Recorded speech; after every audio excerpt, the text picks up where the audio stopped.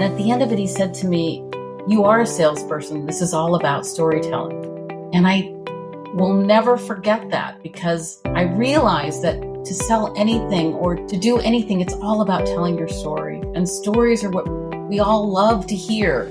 What fuels a multi-passionate life?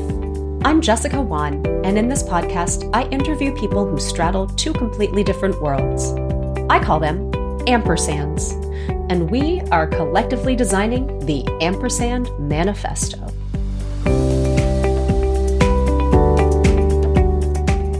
I'm excited to be speaking with Vivien Straus, writer, performer, and small farm advocate. Vivien is known for her one-woman shows exposing her interesting life choices. She's worked in New York City, Los Angeles, and San Francisco. She was part of the New York sketch comedy group Bob and has had roles on film and TV with directors such as Francis Coppola and Oliver Stone. You might have seen her in films like Peggy Sue Got Married, plus she's acted in numerous plays and commercials. She wrote and performed the solo shows entitled After I'm Dead, You'll Have to Feed Everyone, and E-I-E-I-Oi, In Bed with the Farmer's Daughter. She's also served as VP of Marketing for Straus Family Creamery, led tours at Cowgirl Creamery, created the California Cheese Trail, and currently manages Straus Home Ranch, a vacation rental and wedding venue in Marshall, California.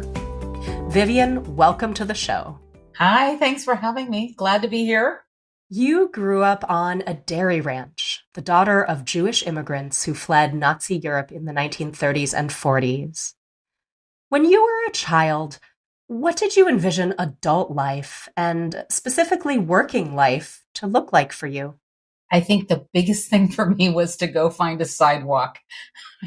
I really didn't want to live on a farm where there were hills and I couldn't bicycle and there was gravel and dirt. And I just thought, oh gosh, to be in a city would be so great.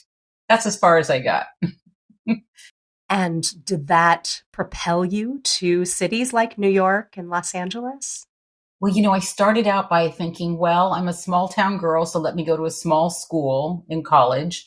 So I went to Lewis and Clark in Portland. And I thought, okay, great. This is somewhere in the middle. It was about 2,000 students and wasn't too big to be intimidating. And from there, I found my desire to be an actress. And from there, I went from bigger to bigger cities until I came back to being in a small town again. Your latest show is described as a daughter's love letter to her immigrant mother.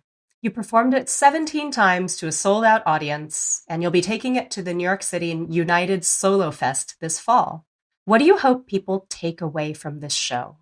I think we're always lucky if we have a mother that we connect with. I adored my mother, but I think her story is really about a woman who struggled and had a lot of things that happened to her in her life and became an activist. So she took what she was given and said, you know what, I'm going to make change in this world. And that's what she did. And it's also, it's about our relationship, and, it's a lot of fun. It's about caring for a woman who's dying while also telling her story. What have people told you after your show, things that stuck with them about either their own mothers or the journey to activism? I think everyone seemed to have a different takeaway from the show, which was kind of interesting. Some people connected to being immigrants and to being Jewish and understanding what that life was like to come to America, where there was anti-Semitism. I think others related to caring for somebody they loved that was dying. And some were just incredibly excited to hear about how farmland was protected in our area by my mother and the journey that she went through to make that happen. Your mother emerged as one of West Marin's most iconic environmental pioneers. Tell us a little bit more about her work, and how does this work continue on? And also, what can people do to continue to support small farms? The thing that my mother taught me, and I think her message is really, if you really want something to happen, even one individual could make things happen. You just have to have a passion. And I think that's true with anything you want to do. If you really want to do something, just go do it. Don't be afraid, jump in, work hard, and you can get there. As far as ranch is continuing, I think it's really important to buy local products. That helps with the farming. I think that's a big part of it. So really supporting your local farms and understanding the products that you're buying. Exactly. And farmers work really hard. And I think people sometimes they have misunderstandings. They think, oh, they have all this land, they must be rich. But farmers are not rich. They actually barely get by. And they are so passionate about the land and protecting it and creating biodiversity and protecting their streams and caring for their animals or whatever it is that they do. I think there's an incredible passion and depth of knowledge that farmers have for our land that is pretty special. Your work centers around the one-woman show. And in my own experience, the act of performing on stage feels really different from all that behind-the-scenes work and rehearsal. And you write your own shows. How does it feel for you to be working on the writing piece and the behind-the-scenes piece? And how does that feel versus being on stage performing? I have to say that writing is a struggle for me. It takes me a long time to write something, and I write only based on my own experience. So I write my own stories, and usually what happens is something weird happens, and I write it down like a diary entry, and then I turn that into a scene. And eventually I have a bunch of scenes, and then I think, well, what am I trying to say? And that is the hardest struggle for me, to get a first draft. Once I have a first draft, then I can talk to other people about making sure it's shaped correctly. But once I'm on stage and creating the whole idea of it, that's a whole lot of fun, from creating weird costumes to a set to music. And then I absolutely love communicating with the audience. It's just a blast. And I do absolutely love doing comedy over tragedy. It's just much more fun. I like hearing the laughs. I like just the back and forth with the audience. Your writing process is interesting. I know some writers go in and think about the arc first, but it sounds like you actually collect the scenes and then figure out what that arc is about, which makes me think that the comedy is maybe more reflective of you as a person. Would you say that you approach life kind of in a comedy way? Yeah, I think life is fun. And, I think even tragedy can be fun. It's terrible to say that, but it's true. And I think all sorts of strange things happen. I used to travel a lot just so I could have adventures and something strange would happen to me. Not that I would put myself in a dangerous situation, but that somehow once you get yourself out of your comfort zone, things happen. And that's the joy of life. As an actor, you've worked in films, TV, on stage, and in commercials. I imagine that the solo live show format can feel really freeing, but it's also a lot of pressure because the show rides on you. What has drawn you to this format? Control. I have to say, listen, I could, have a tiny part in a movie where I say, would you like some coffee, sir? And that's not exactly very fulfilling. Whereas, oh my gosh, I can do whatever I want and create whatever I want. And if nobody likes it, well, it's kind of disappointing. But the truth is I can keep changing it. And I change things every day. Every time I perform something, I change something else because something isn't working. And it's so creative to be able to move and shape something. For instance, now that I'm going to New York with this show, I'm thinking, oh, I have this cow costume. I'm going to fix it. I'm going to make it different. And I've got all these ideas. So I've got paint and cardboard and all sorts of stuff all over the place trying to figure out what's next. Cows. This is the trailer for Vivien's show. After I'm dead, you'll have to feed everyone. And wherever we go, it's a fabulous show. Look, Mom and I have a typical mother-daughter relationship. I tell her everything.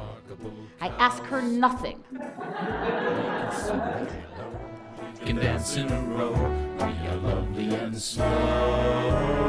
Why don't you get a plot at the Jewish cemetery in Petaluma? Yes, Bill, I know. Russian Jews. We have nothing in common. Do a slow move, then you ought to come. So when cows died on our farm, them in the creek over the hill underneath the willow trees. It was kind of like our cow cemetery. At some point, the government made us stop doing that. We are cows, cows, cows. Yes, the cow character reappears and is almost this voice of reason throughout your show. And I'm wondering, as a person who obviously grew up around a lot of cows, how do you think about cows? How do you think about cows and art? I have to say, I absolutely love cows. I love teenage cows because they haven't had babies yet. And so they're still wild and curious, and they become a little more sedentary once they've had a calf. And so they all have different personalities. I know some people have dogs or cats or whatever. This was my animal that I had around me. And I don't think people understand them. And so I like to hang out with them and talk to them. And some will connect with me and some will be absolutely not interested in connecting with me at all and will walk away. But it's a lot of fun. And I find that there's a lot of parallels to my life or to life in general if you try and match up the personality of a cow with some of the incidents that happen in my life or in other people's lives. So that's my little signature. That's my signature. Do you name your cows, or what is that relationship like over their lifetime? Well, I would love to tell you it's a lovely relationship, but the truth is that right now we are renting the pasture on our farm. So they are not our cows. And these cows at the moment do not have names. They have numbers.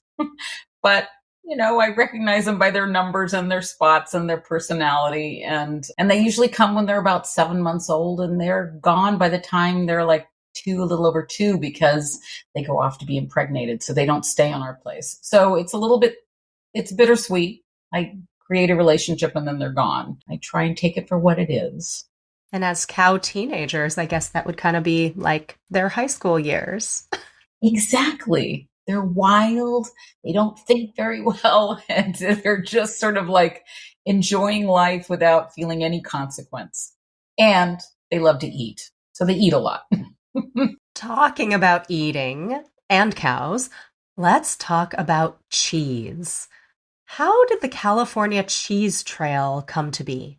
I was asked to be on a board of an economic commission and as the agricultural rep, and I was looking for a project. And I was talking to my friend Sue Conley from Cowgirl Creamery, and she said, we need a cheese map. And at this point, we had very few cheesemakers that were open and very few cheesemakers. So I started in Sonoma and Marin County. And then the first map I put out, one cheesemaker came to me and said their sales went up 25% in 2 months because of the map. And I thought, wow. And so I started realizing that it was very helpful for cheesemakers. And soon all the other California cheesemakers were coming to me and saying, please, can you expand it? And so now I redo it every year, and it has truly brought a lot of business to cheesemakers. And for me, that's a way of saving small farms, because most of the cheesemakers who were helped by this are small farmers as well. You've worn many hats in your career, including growing Straus Family Creamery by tremendous amounts. What did you learn in your time as a business person that you relate to other parts of your life? I think the biggest thing I learned was one day I went on my first sales call to Lucky's supermarket in Los Angeles. And I was the only one who didn't wear a suit because I don't own one. And I looked kind of, not quite proper. I didn't have a slick sales sheet. And I went in to see this old man, and I had 10 minutes. That's all you got. And he asked me to tell me about the product. And so I started talking about our farm and how come it was so important that the milk would sell. And at the end of it, he said to me, you are a salesperson. This is all about storytelling. And I will never forget that, because I realized that to sell anything or to do anything, it's all about telling your story. And stories are what we all love to hear. And so I tell stories. Let's take a moment to reflect on this question. What are the stories that you want to tell?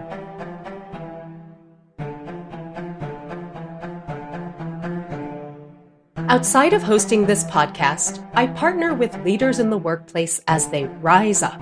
Perhaps you've gotten a promotion, landed a new role, or taken on a lot more responsibility.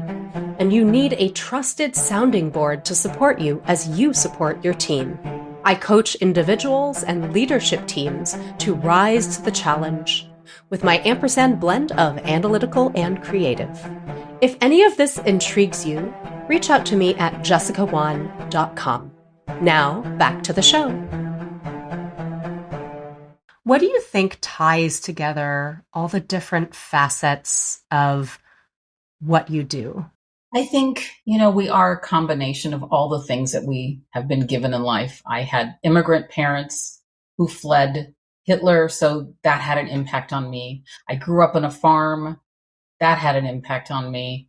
And I started out doing acting in 4-H when I was a kid, but theater is where I found my happiness. And so I think I said, okay, well, how do I combine all these? And that's basically what I've done.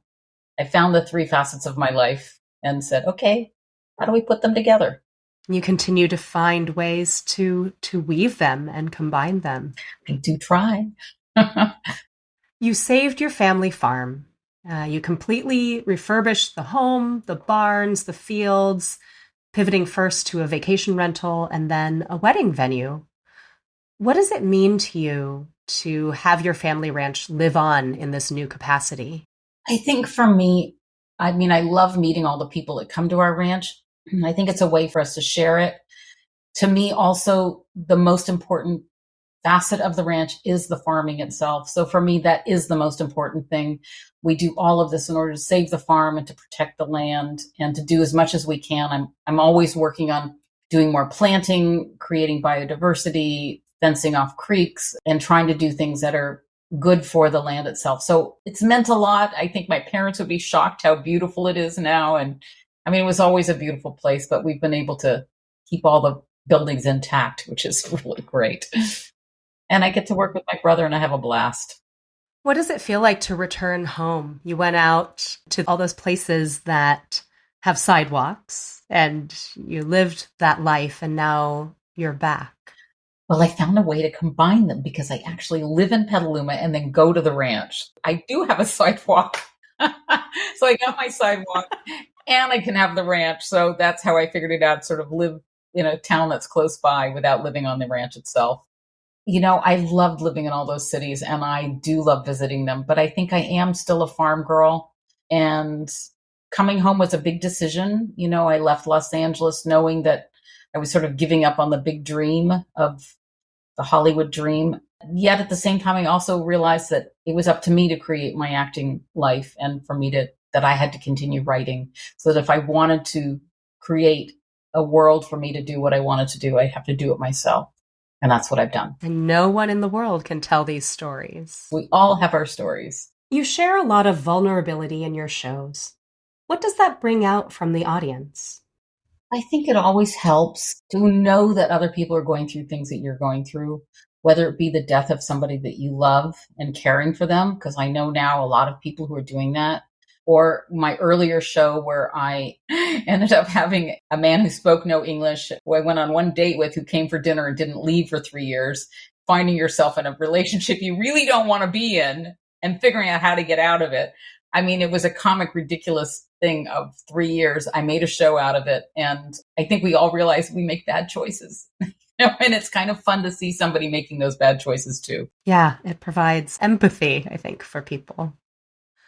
What advice do you have for people who are pursuing or thinking of pursuing their own ampersand life? To be an artist, you can't just be an artist. I might be wrong about this because I think there are people who obviously do that. But I think you have to have other parts of your life that you draw from in order to be an artist. So sometimes having another job or having something else in your life helps you to create the art that you want to create. And for me, I can't just be an artist without having experiences. So that means it could be anything. It could be traveling. It could be getting out and just meeting people or doing classes or having another job. But whatever it is, that's what gives me the material to write and to perform and the stories to tell. So you need to have both. Yeah, it sounds like the art itself cannot really be the subject matter. Through these interviews, we are co-creating the Ampersand Manifesto, Principles for Leading a Multi-Passionate Life. What do you think should be included in the manifesto? Joy. Do things because you love them. Have fun. Don't be afraid. And if you're afraid, get over it and just move on, because life is short. And I think you would hate to be on your deathbed and not say, I didn't do what I wanted to do. So find your way through all of it, doing whatever it is you need to do to do it all, because why not? Vivien, it's been such a pleasure talking with you. Folks, you can learn more about Vivien at vivienstraus.com, the Straus Home Ranch at straushomeranch.com, and the California Cheese Trail at cheesetrail.org. And we will link to these in the show notes. If you liked this show, hit like, subscribe, and please share with your friends and fellow ampersands. And if you're really enjoying our show and you haven't left a review yet, please consider writing a review on Apple Podcasts so that more people can find out about the show.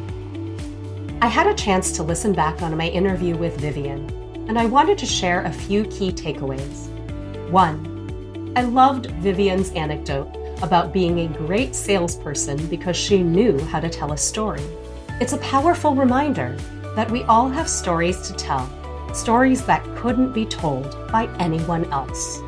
Vivien's work has emerged from what's made an impact on her. Growing up on a farm, her Jewish immigrant background, her passion for acting, her love of cows. And she keeps asking herself this question: how do I combine all these different parts of my life? 2, artists need lives outside of art to make art. This could look like a day job, traveling, family, or actively putting yourself in new, interesting situations. I think this idea is at the core of being an ampersand. With 2 or more worlds, you develop so much subject matter breadth and can draw on different perspectives to apply to what's going on in your life. 3, we're releasing this episode about a week after Mother's Day, and I am so touched by the love and devotion that Vivien has for her mother. Like Vivien, I also had a mother that I adore, and I recognize just how fortunate I was to have a mom who was also my best friend. Listening to Vivien talk about her mom reminded me how important it is to me to keep my mom's stories alive too, so that her spirit lives on. Go see art. It's fun. See shows. Go to exhibits. Go to a concert. I don't know. Just have fun, and live life to the fullest.